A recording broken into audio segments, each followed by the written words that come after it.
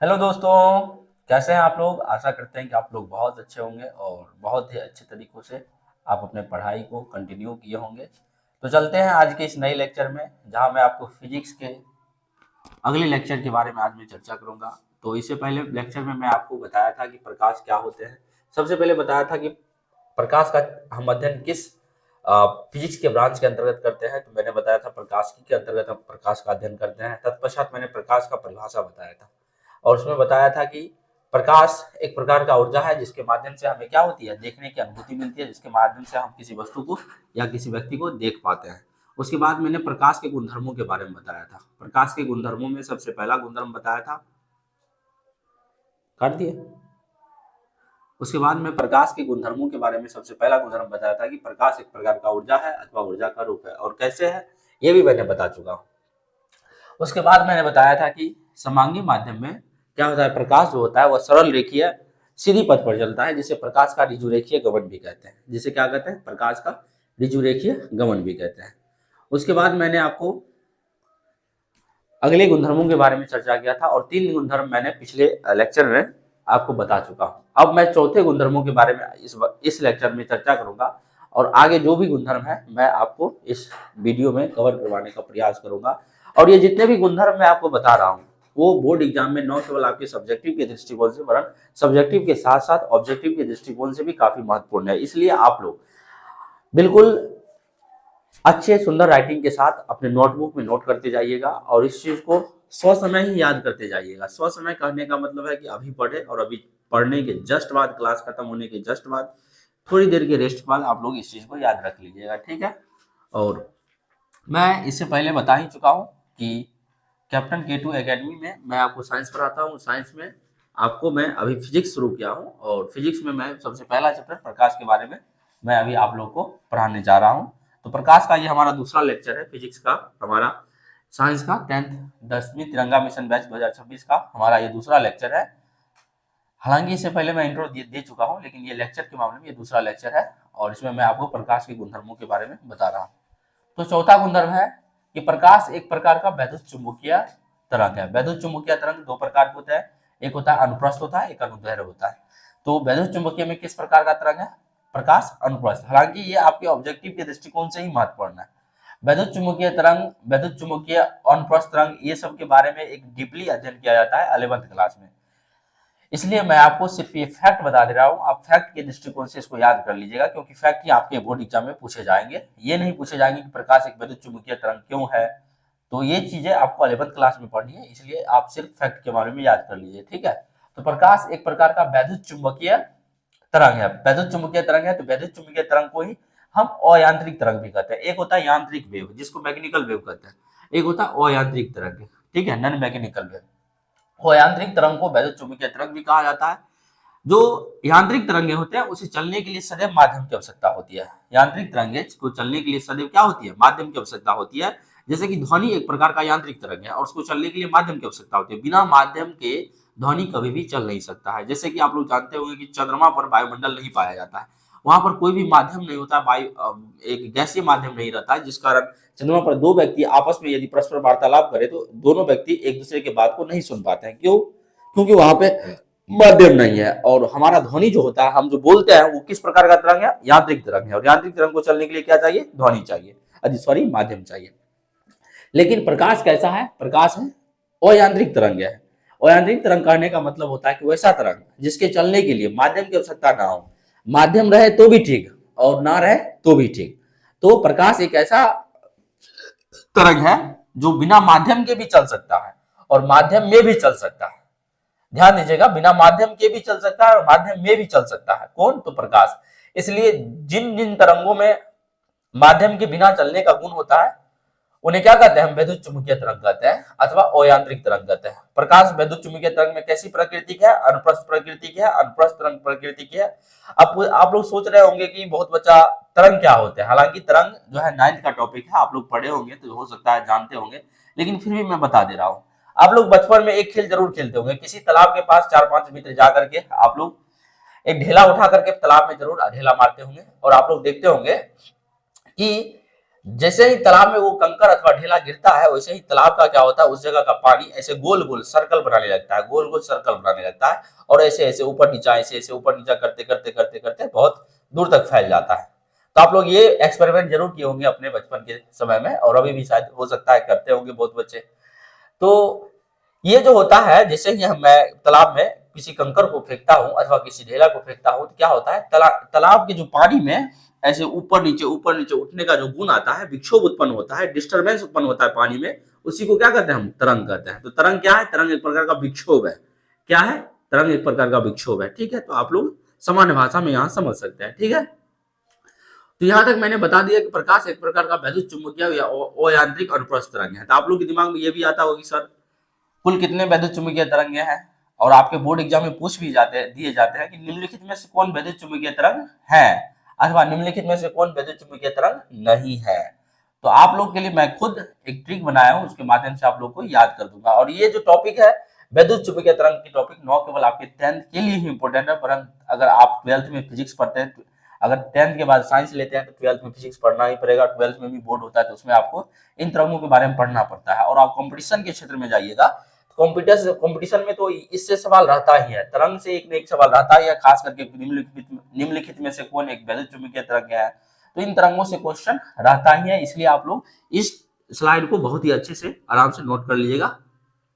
और आगे लिखा है, प्रकाश एक प्रकार का वैद्युत चुंबकीय अथवा अयांत्रिक अनुप्रस्थ तरंग है जिसकी तरंगदैर्घ्य, तरंगदैर्घ्य क्या होता है, तरंगदैर्घ्य को कहते हैं वेवलेंथ कहते हैं, या तरंग का जो होता है लेंथ होता है, दूरी होता है, तरंग वेवलेंथ कहते हैं। करीब 3500 एंगस्ट्रॉम से 7500 एंगस्ट्रॉम के मध्य होती है। अब एंगस्ट्रॉम क्या होता है, तो एंगस्ट्रॉम के बारे में अगले स्लाइड में बताएंगे, एंगस्ट्रॉम के बारे में हम अगले स्लाइड के बारे में अगले स्लाइड बारे में आइए, एंगस्ट्रॉम के बारे में अगले स्लाइड में हम चर्चा करेंगे। एंगस्ट्रॉम जो होता है वो तरंगदैर्घ्य को मापने का इकाई होता है। जैसे कि आप लोग चावल दाल आदि आदि सामान को जब आप अपने किराना स्टोर से खरीदते जाते होंगे, तो आप बोलते होंगे कि चावल जो है 1 kg दीजिए, 2 kg दीजिए, 4 kg दीजिए, 500 ग्राम दे दीजिए। तो ये क्या है, चावल के मापने का इकाई। केजी क्या हो गया, यहाँ पे चावल की मापने की इकाई हो गया। जैसे आप दूध लेने के लिए जाइएगा, दूध लेते वक्त आप क्या कहते होंगे कि 1 लीटर दूध दीजिए, कभी आप ये नहीं कहते होंगे कि 1 किलो दूध दीजिए। 1 किलो ऐसे सामान्य बोलचाल में बोल दिया जाता है, लेकिन लीटर में, लिक्विड को लीटर में ही मापा जाता है। जैसे पेट्रोल लेने के लिए आप जब जाइएगा, तो वहां पे बोलेगा 1 लीटर पेट्रोल चाहिए, वहां पे ये नहीं कहिएगा कि हमको 1 किलो पेट्रोल चाहिए, क्योंकि जो द्रव होता है उसका मापक इकाई होता है, उसको मापने का इकाई होता है, यूनिट होता है, वह होता है क्या होता है, लीटर होता है। लेकिन यदि हम कोई जैसे चावल दाल ये इत्यादि सामान को यदि हम मापते हैं, तो उन सबों का मापने का इकाई क्या होता है, किलोग्राम होता है। उसी प्रकार जो होता है दूरी, ये छोटे दूरी, तरंगदैर्घ्य क्या है, एक प्रकार का दूरी है, और उस छोटे दूरी को मापने के लिए एंगस्ट्रॉम का उपयोग करते हैं। ठीक है, और तरंगदैर्घ्य भी एक प्रकार का डिस्टेंस है। ठीक है, तो सामान्यतः तरंगदैर्घ्य का जो है इकाई, मापक इकाई क्या होता है, एंगस्ट्रॉम होता है। और एंगस्ट्रॉम के बारे में अगले स्लाइड में हम चर्चा करेंगे। और ठीक है, तो प्रकाश का जो है तरंगदैर्घ्य क्या कितना से कितना के बीच होता है, 3500 एंगस्ट्रॉम से 75 एंगस्ट्रॉम के मध्य होती है। ये चीज याद रख लीजिएगा, आपके एग्जाम में, बोर्ड एग्जाम में जो है ऑब्जेक्टिव के दृष्टिकोण से महत्वपूर्ण है, और प्रकाश के गुणधर्मों के दृष्टिकोण से भी महत्वपूर्ण है। अब मैं आपको बता दूं कि वैद्युत चुंबकीय तरंग कुल कितने होते हैं। तो आप लोग ये चीजें अच्छे से नोट कर लीजिएगा कि विद्युत चुंबकीय तरंगों की कुल संख्या कितने होते हैं, 7 होते हैं, अकॉर्डिंग टू एनसीईआरटी। आप अगर अलग प्रकाशन के बुक को पढ़ेंगे तो उसमें आपको कहीं कहीं 8 दिया रहेगा, लेकिन बिल्कुल भी सही नहीं है।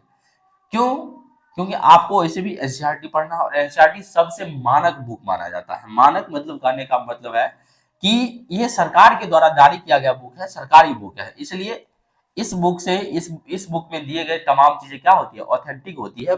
अनुसंधान के बाद इस बुक को प्रकाशित किया जाता है, इसलिए इस बुक के अकॉर्डिंग जो है आपको वैद्युत चुंबकीय तरंगों की कुल संख्या 7 बताए गए हैं, और ये 7 ही ज्यादा ऑथेंटिक माने जाते हैं। ठीक है, इसलिए आप लोग याद, जैसे आपको पूछा जाएगा ऑब्जेक्टिव में कि वैद्युत चुंबकीय तरंगों की कुल संख्या कितने होते हैं, तो आप 8 नहीं मारिएगा बल्कि 7 मारिएगा। ठीक है, तो वैद्युत चुंबकीय तरंगों की कुल संख्या कितने होते हैं, 7 होते हैं।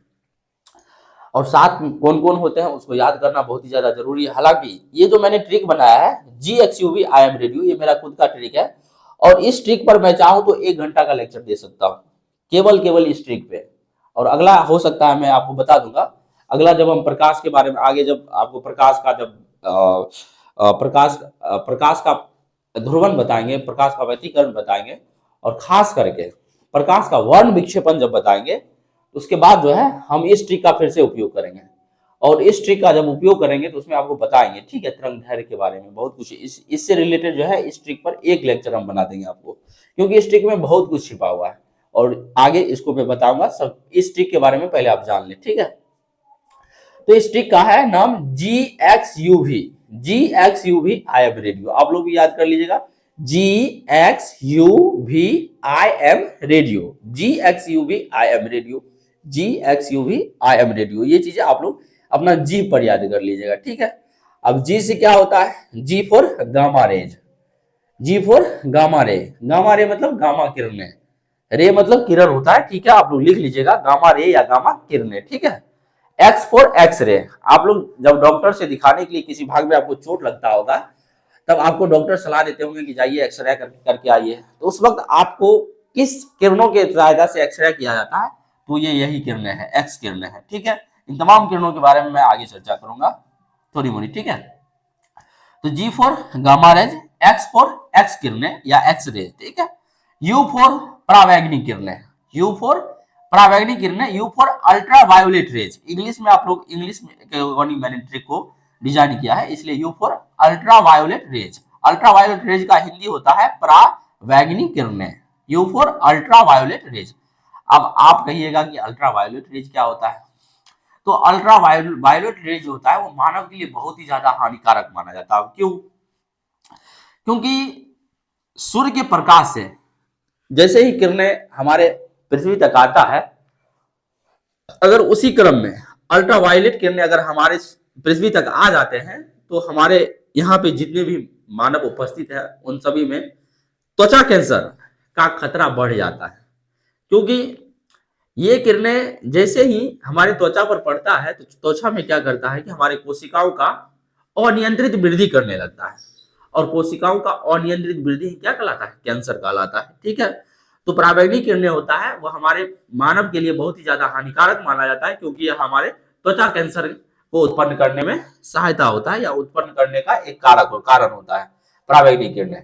लेकिन गजब की बात यह है कि प्रकृति ने ही सब कुछ को डिजाइन किया है, परावैंगनी किरण को भी डिजाइन किया है और परावैंगनी किरण को रोकने वाला एक छत्ता को भी डिजाइन किया, जिसको हम क्या कहते हैं, ओजोन परत कहते हैं, जो समताप मंडल में पाया जाता है। आप लोग जानते होंगे ओजोन परत के बारे में थोड़ा बहुत, कि ओजोन परत जो है वह मानव के लिए, पृथ्वीवासियों के लिए कवच के रूप में काम करता है, एक सुरक्षा कवच के रूप में काम करता है। कैसे? तो ऐसे सुरक्षा कवच के रूप में काम करता है कि परावैंगनी किरणें सूर्य से जैसे ही निकलता है और पृथ्वी पर आने की कोशिश करता है, वैसे ही ओजोन परत क्या होता है कि इसको सोख लेता है और पृथ्वी तक आने ही नहीं देता है, उसको पकड़ लेता है, वहीं पर सोख लेता है, जिस कारण क्या होता है, हम लोग त्वचा कैंसर की खतरा से बच जाते हैं। लेकिन अभी क्या होता है, ओजोन परत में ओजोन ऑक्सीजन का अपरूप होता है जिसका सूत्र O3 होता है, लिख लीजिएगा आप लोग, ओजोन ऑक्सीजन का अपरूप होता है जिसका सूत्र O3 होता है, O3, ओजोन ऑक्सीजन का अपरूप होता है जिसका सूत्र O3 होता है, और ओजोन जो है वह समताप मंडल में पाया जाता है, आप लोग ये चीज भी लिख लीजिएगा, ठीक है। ओजोन ऑक्सीजन का अपरूप होता है जिसका सूत्र O3 होता है, ओजोन जो है वह समताप मंडल में पाया जाता है, और ये हमें परावैंगनी किरण को, ये हानिकारक किरणें परावैंगनी किरणों को क्या करता है, सोखने का काम करता है, परावैंगनी किरणों को सोख करके पृथ्वीवासियों को बचाने का काम करता है, ठीक है। इसलिए ये एक सुरक्षा कवच के रूप में काम करता है, ठीक है। ये चीजें आप लोग याद रखिएगा। तो परावैंगनी किरणें जो है वह त्वचा कैंसर को उत्पन्न करने के लिए जिम्मेदार माने जाते हैं, इसलिए जो है ये हमारे लिए हानिकारक है, और यही कारण है कि प्रकृति ने हमारे लिए क्या दिया है, एक ओजोन परत नामक एक छत्ता दिया है, छतरी दिया है, अम्ब्रेला दिया है, जो इसको क्या करता है, सोखने का काम करता है, ठीक है। तो आप लोग इस चीज के बारे में जान गए होंगे। अब दृश्य प्रकाश क्या होता है, दृश्य प्रकाश V for visible light, visible मतलब दृश्य होता है, V for visible light, V for visible light, visible light को दृश्य प्रकाश कहते हैं। अब दृश्य प्रकाश क्या होता है, तो आप लोग जो जिस प्रकाश को हम लोग देख पाते हैं, जिस प्रकाश के माध्यम से हम लोग कोई चीज पढ़ लिख पाते हैं या कुछ भी है, किसी वस्तु को देख पाते हैं, उसी प्रकाश को विजिबल लाइट कहते हैं। यानी सूर्य से जो प्रकाश उत्पन्न होकर आकर के हमारे पृथ्वी तक आते हैं और जिसको हम आंख से देख पाते हैं कि सूर्य से प्रकाश ऐसे करके निकल रही है, तो वही प्रकाश क्या है, दृश्य प्रकाश है। और हमारे जो बल्ब हो गया या किसी अन्य जो हो गया लाइट से जो रोशनी निकलती है, वही क्या है, दृश्य प्रकाश है। दृश्य प्रकाश के बारे में ही आपका मेन ये 10th का देश प्रकाश के टॉपिक को ही मूलतः आपको 10th में पढ़ना है। बाकी ये सब चीजें हैं, आगे की बातें हैं जिसको आगे पढ़नी है, ठीक है। लेकिन देश प्रकाश के बारे में आपको 10th का मूल टॉपिक है, इसलिए देश प्रकाश के बारे में हम विस्तार पूर्वक बताएंगे आगे, ठीक है। और I4 होता है इंफ्रारेड वेव। I4 क्या होता है? इंफ्रारेड वेव होता है। I4 क्या होता है? इंफ्रारेड वेव होता है।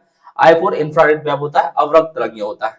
अवरक्त तरंगे को क्या कहते हैं? हम उष्मीय तरंगे भी कहते हैं। अवरक्त तरंगों को हम उष्मीय तरंगे भी कहते हैं, हीट वेव भी कहते हैं। जैसे आप लोग आए दिन पढ़ते होइएगा गर्मी के मौसम में कि पेपर में या अथवा मौसम विभाग के द्वारा आप लोगों को चेतावनी दिया जाता होगा कि अभी हीट वेव बहुत ही ज्यादा मात्रा में आ रही है, इसलिए आप लोग इतने बजे से इतने बजे के बीच बाहर नहीं निकले, नहीं तो लू की संभावना रहेगी। तो ये हीट वेव, यही हीट वेव है जो हमें क्या होता है, लू हमारे शरीर में उत्पन्न करने का काम करता है, ठीक है।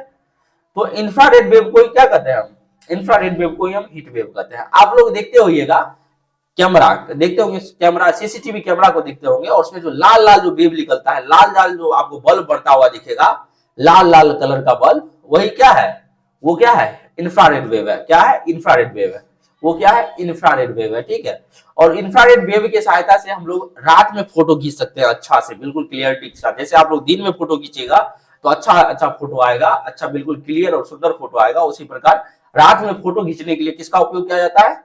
यानी नाइट विजन के लिए और नाइट फोटोग्राफी के लिए आपको इंफ्रारेड वेव का यूज किया जाता है, हीट वेव का यूज किया जाता है, ठीक है। इंफ्रारेड वेव का ही दूसरा नाम है हीट वेव, उसमें तरंगे, ठीक है। इस चीज को आप लोग याद रखिएगा, ठीक है। ऑब्जेक्टिव के दृष्टिकोण से जितना बता रहे हैं उतना ही महत्वपूर्ण है। मैं जो बता रहा हूँ वो चीज आपको अगर चाहिएगा तो नोट करके ये सब चीजें लिखते जाइएगा, ठीक है। जैसे मैंने इंफ्रारेड वेव का यूज बताया, अभी एक्सरे का भी यूज बताया था, पराबैंगनी किरण के बारे में बताया था, उससे संबंधित ओजोन परत के बारे में बताया था, ठीक है। उसके बाद GXU भी आई तक बता दिए। उसके बाद एम फॉर माइक्रोवेव होता है। एम फॉर क्या होता है? माइक्रोवेव। माइक्रोवेव का मतलब होता है सूक्ष्म तरंगे। माइक्रोवेव का क्या मतलब होता है? सूक्ष्म तरंगे होता है।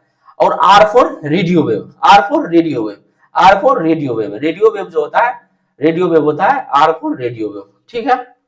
तो आशा करते हैं कि ये ट्रिक आप लोग समझ गए होंगे, और इस ट्रिक के आधार पर आपको बहुत सारे तमाम क्वेश्चन बनते हैं, और आप लोग कहीं ना कहीं आगे चल के कॉम्पिटिशन की दुनिया में जरूर जाइएगा, तो वहां पे आपको हम जरूर याद आएंगे इस ट्रिक के कारण, ठीक है। तो ये ट्रिक जो है, इस ट्रिक पर मैं आपको एक स्पेशल लेक्चर लाऊंगा जहां पे मैं बताऊंगा कि इस ट्रिक से आप कौन कौन सा क्वेश्चन डील कर पाइएगा। तो पहले तो यहाँ पर मैं बता ही दिया हूँ, उसके बाद इस ट्रिक के सहायता से आप क्या क्या कर पाइएगा, वो तमाम चीजें हम इस ट्रिक के माध्यम से ही सॉल्व कर देंगे, ठीक है। इस ट्रिक में बहुत कुछ छिपा हुआ है, क्योंकि ये क्रम जो हम लिखाए हैं ना, ये क्रम बहुत मायने है।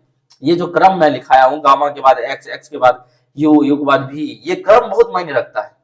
क्योंकि ये क्रम जो मैं दिखाया हूँ वो आवृत्ति के बढ़ते क्रम, घटते क्रम, तरंगदैर्घ्य के बढ़ते घटते क्रम, इसी के आधार पर लिखाया हूँ। ये चीजें बहुत ही ज्यादा कंफ्यूजन वाले टर्म होते हैं, लेकिन मैं इन तमाम कंफ्यूजनों को इस ट्रिक के माध्यम से दूर करने का प्रयास किया हूँ। इसके लिए मैं अगला लेक्चर सेपरेट लाऊंगा, ठीक है। तो आप लोग इस चीज को अभी नोट कीजिए, ठीक है। आशा करते हैं कि ये स्लाइड के बारे में आप लोग अच्छे से समझ लिए होंगे, और इसके बाद मैं आपको अगले स्लाइड पर 2 नोट लिखाऊंगा जो इसी से रिलेटेड होंगे, ठीक है। तो जस्ट आप इसको नोट कर लीजिए अपने नोटबुक में, अथवा स्क्रीनशॉट ले लीजिए।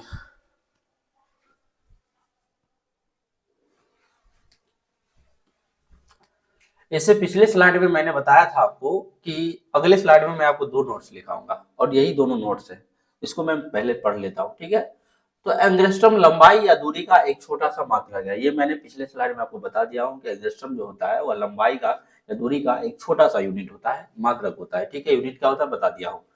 तो एंगस्ट्रम लंबाई या दूरी का छोटा सा मात्रक होता है, जिसका उपयोग प्राय तरंगदैर्घ्य को मापने में किया जाता है। जैसे मैंने आपको बताया कि किलोग्राम का उपयोग किसको मापने में किया जाता है? तो चावल, दाल, ये तमाम चीज को मापने किया जाता है। लीटर का उपयोग किसको मापने में किया जाता है? तो पानी को, घी को, पेट्रोल को, डीजल को, केरोसिन तेल को, ये सभी को मापने के लिए लीटर का उपयोग किया जाता है। उसी प्रकार एंगस्ट्रम जो है वह किसको मापने के लिए उपयोग होता है? तरंगदैर्घ्य को, ठीक है। इसलिए तरंगदैर्घ्य का इकाई क्या होगा? तरंगदैर्घ्य का यूनिट क्या होगा? मापक इकाई क्या हो जाएगा? तरंगदैर्घ्य का मापक इकाई एंगस्ट्रम हो जाएगा, याद रखिएगा। एक एंगस्ट्रम बराबर 10 पावर माइनस 10 मीटर होता है। एक एंगस्ट्रम बराबर क्या होता है? 10 के पावर माइनस 10 मीटर होता है। एक एंगस्ट्रम बराबर 10 के पावर माइनस 10 मीटर होता है। अब 10 के पावर माइनस 10 मीटर का क्या मतलब होता है कि एक को ऊपर में रखिए और एक पर 10 को जीरो दीजिए, और एक को ऊपर में रखिए और एक पर 10 को जीरो दीजिए, और उतना से भाग लगा करके जो मान आएगा वही हो जाएगा 1 एंगस्ट्रम बराबर 10 के पावर माइनस 10 मीटर। 10 के पावर माइनस 10 का मीटर का मतलब हो जाएगा, इसका ये भी आप लिख सकते हैं 1 एंगस्ट्रम बराबर 1/10 के पावर 10 मीटर। ठीक है, यही का मतलब ये है। ठीक है, इस चीज को याद रखिएगा, यानी 10 का मतलब है कि 1 पर 10 को जीरो, 1 2 3 4 5 6 7 8 9 10, यानी एक में आप इकाई दहाई सैकड़ा हजार 10,000 लाख 10 लाख करोड़ 10 करोड़ अरब 10 अरब, एक एक एक में 10 अरब से भाग दीजिएगा और जो मान आएगा वही क्या हो जाएगा, एंगस्ट्रम हो जाएगा, एंगस्ट्रम का मान हो जाएगा। ठीक है, वही हो जाएगा 1 एंगस्ट्रम का मान। ठीक है, इस चीज को आप लोग याद रखिएगा, समझे। और हाँ, आपके बोर्ड एग्जाम में ये पूछ लिया गया है कि 1 एंगस्ट्रम बराबर कितना मीटर होता है, इसलिए मैं आपको लिखा दिया हूं। और ये भी पूछ लिया गया आपके बोर्ड एग्जाम में कि 1 पिकोमीटर बराबर कितना मीटर होता है, तो 1 पिकोमीटर बराबर होता है 10 के पावर माइनस 12 मीटर, ये भी आप लिख लीजिएगा। और आपके बोर्ड एग्जाम में ये भी पूछ लिया गया कि 1 माइक्रोमीटर, 1 माइक्रो मतलब ये यू का इधर से खींच दिए तो ये माइक्रो का चिन्ह हो गया। ठीक है, तो 1 माइक्रोमीटर बराबर कितना होता है, 10 के पावर माइनस 10 मीटर, 10 के पावर माइनस 6 मीटर। 1 माइक्रोमीटर बराबर 10 के पावर माइनस 6 मीटर, 1 पिकोमीटर बराबर 10 के पावर माइनस 12 मीटर, 1 एंगस्ट्रम बराबर 10 के पावर माइनस 10 मीटर। ठीक है, ये तमाम चीजें आप लोग लिख लीजिएगा अपने नोट्स में। दूसरा नोट्स, ध्यान रहे अल्फा किरणें, इसको ये इससे सूचित किया करते हैं अल्फा को, अल्फा रेज। बीटा किरणें, ये बीटा बीटा का हो गया, ये चिन्ह हो गया बीटा रेज, बीटा किरणें। और कॉस्मिक किरणें, ये तीनों वैद्युत चुंबकीय तरंग नहीं है। आपको फंसाने के लिए पूछ लिया जाएगा निम्नलिखित में से कौन वैद्युत चुंबकीय तरंग नहीं है, तो समानता ऑप्शन में यही सब दिए रहते हैं। ठीक है, इसलिए मैं आपको ये तमाम चीजें लिखा दिया हूं ताकि आप लोग को तनिक भी वहां पे तनिक भी आपको कंफ्यूजन ना हो, आप निसंकोच उस क्वेश्चन का सही सही आंसर दे पाइएगा। आशा करते हैं कि आप लोग ये हमारे इस लेक्चर को अच्छे से समझ गए होंगे, और आप लोग लाइक करना नहीं भूलिएगा और चैनल को सब्सक्राइब करना नहीं भूलिएगा, क्योंकि हम लोग बिल्कुल मुफ्त में आप लोग को पढ़ा रहे हैं और बिल्कुल निःशुल्क पढ़ा रहे हैं। इसलिए आप लोग का भी एक दायित्व बनता है कि कम से कम गुरु दक्षिणा के रूप में कम से कम सर को हम लाइक कर दें, और साथ ही साथ चैनल को सब्सक्राइब करके इस वीडियो को अपने मित्र मंडली में शेयर कर दे। ठीक है, तो आज का क्लास यहीं तक, बाकी जय हिंद, और अपना प्रतिक्रिया जरूर दीजिएगा कि हम किस प्रकार पढ़ा रहे हैं। ठीक है, तो जय हिंद।